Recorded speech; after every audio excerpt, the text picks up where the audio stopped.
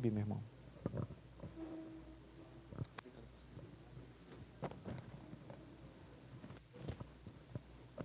Bom dia, meus irmãos. Graça e paz seja com cada um de nós, amém? Eu espero que cada um estejam bem, tenham dormido, descansado, estejam aproveitando esse tempo aqui de estudos e que Deus tenha enriquecido as nossas vidas. Eu queria que os irmãos, por favor, abrissem as suas Bíblias em Atos 20. Deixem aberto por enquanto. E dizer que nós temos aprendido muito acerca do ministério pastoral, os aspectos que Deus tem derramado sobre o seu povo, a maneira que deve ser conduzido a igreja, a pregação e a sua proeminência, no culto público. E eu queria chamar a atenção para o versículo 20, uma outra atividade pastoral muito importante e fundamental para o avanço do reino de Deus, para a edificação do corpo e também trazendo grande benefício para o ministro. Leiam comigo, meus irmãos, Atos 20, versículo 20, que diz assim: sabeis igualmente que jamais deixei de vos pregar nada que fosse proveitoso, mas vos ensinei tudo em público e de casa em casa. Então, a atenção que eu quero trazer aqui é essa última parte, que é dito pelo apóstolo Paulo, que é o ministério de casa em casa, da visitação. Obviamente, muitas pessoas observam o ofício pastoral e, às vezes, elas se deslumbram pelo fato do ministro estar aqui na frente e pregando o evangelho. Algumas pessoas conecta essa ideia ou o trabalho pastoral apenas com essa função, pregar o evangelho. Porém, o apóstolo Paulo aqui chama a atenção de um outro aspecto muito importante e talvez não tão notório para as pessoas, que é o trabalho da visitação. Rapidamente, deixa eu dizer o contexto aqui. Nós sabemos que o apóstolo Paulo estava se dirigindo pela ação do Espírito Santo para Jerusalém. E ele convoca os presbíteros de Éfeso e passa a falar algumas coisas para eles. Observe, a partir do versículo 18, como o apóstolo Paulo ele começa a chamar atenção sobre algumas coisas que ele havia sido feito ali no meio daquele povo. Observe, assim que se reuniram, Paulo lhes declarou: vós bem sabeis como foi que me comportei entre vós durante todo o tempo em que vivi convosco, desde o primeiro dia em que cheguei à província da Ásia. Servi ao Senhor com toda a humildade e com lágrimas, sendo impiedosamente provado pelas ciladas dos judeus. E aqui ele recorda novamente: sabeis igualmente que jamais deixei de vos pregar nada que fosse proveitoso, mas vos ensinei tudo em público e de casa em casa. E com base nisso, meus irmãos, obviamente nós temos muita coisa para aprender acerca da visitação pastoral, mas eu queria linkar aqui, listar algumas coisas.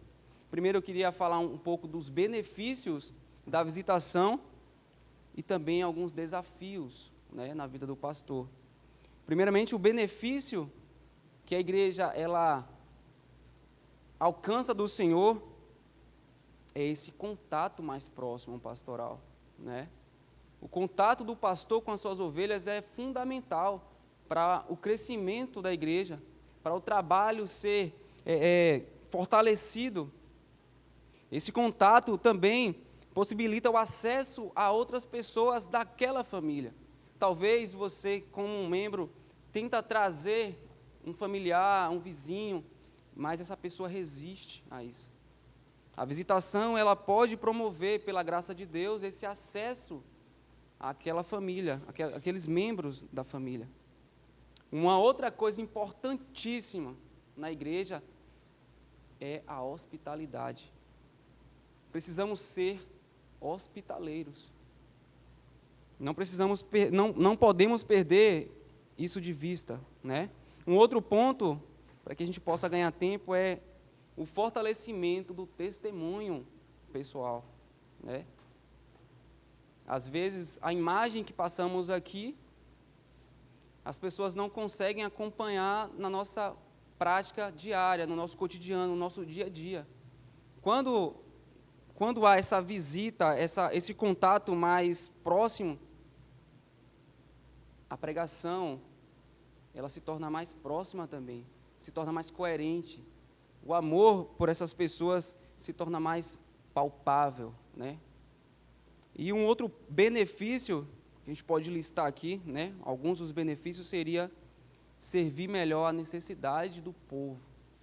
E aqui eu quero trazer uma ilustração. Um pastor de ovelha, ele não simplesmente alimenta uma ovelha. Ele pode chegar lá e deixar as ovelhas no campo, comendo o alimento necessário delas.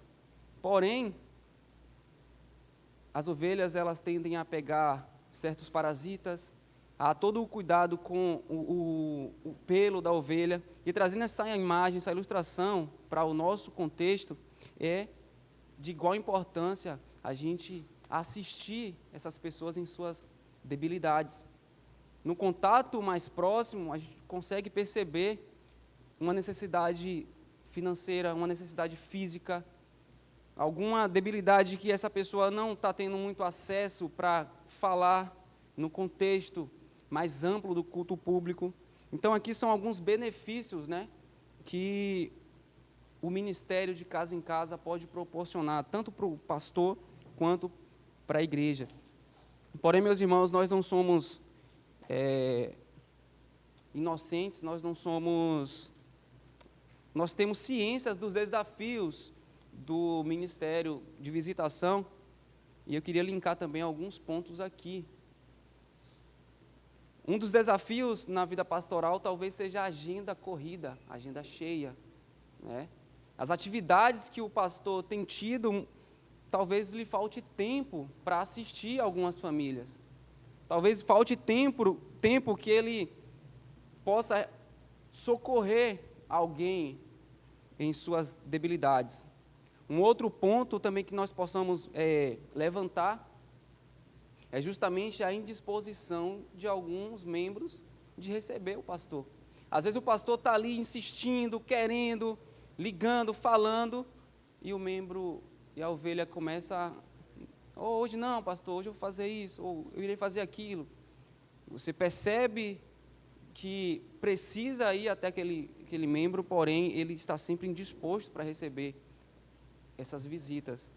Um outro ponto também interessante, que talvez seja um desafio, seja a quantidade de membros em uma igreja, para que um pastor apenas possa socorrer. Talvez isso seja uma dificuldade também, ou aqueles membros que moram distante, talvez em outras cidades, talvez em bairros muito mais distantes do contexto da igreja. Tendo em vista isso, meus irmãos, o apóstolo Paulo a gente precisa também tomar cuidado para um detalhe aqui nesse versículo. Observe comigo. Sabeis igualmente que jamais deixei de vos pregar nada que fosse o quê? Proveitoso. O conteúdo, o teor da mensagem, esse contato não deve ser apenas de modo aleatório ou sem nenhum propósito, sem nenhum sentido. Aquilo que você deve fazer, ou melhor, que nós devemos fazer, tem que ser de forma proveitosa, né?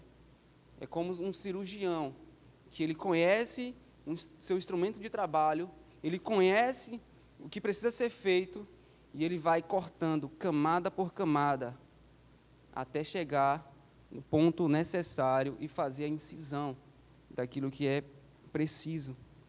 Então, que Deus nos ajude quanto a isso, que Deus possa abençoar, que Deus possa fortalecer, aquecer os corações para estas coisas.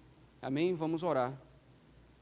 Senhor, nosso Deus e nosso Pai, te rendemos graças, Senhor, pelos benefícios derramados sobre nós, por Tua palavra que é tão preciosa para cada um de nós. Nos ajuda, Senhor, em nossas limitações, que o Teu Santo Espírito mova os nossos corações, a fim de que venhamos a tratar aquilo que nos falta. Pai, nos ajuda o Teu povo, Senhor, que o Teu Espírito Santo derrame em nossos corações esse calor, esse desejo, essa paixão pelas almas. Que cada um aqui, Deus, possa ser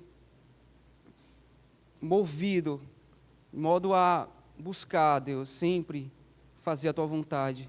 Em nome de Jesus nós oramos. Amém.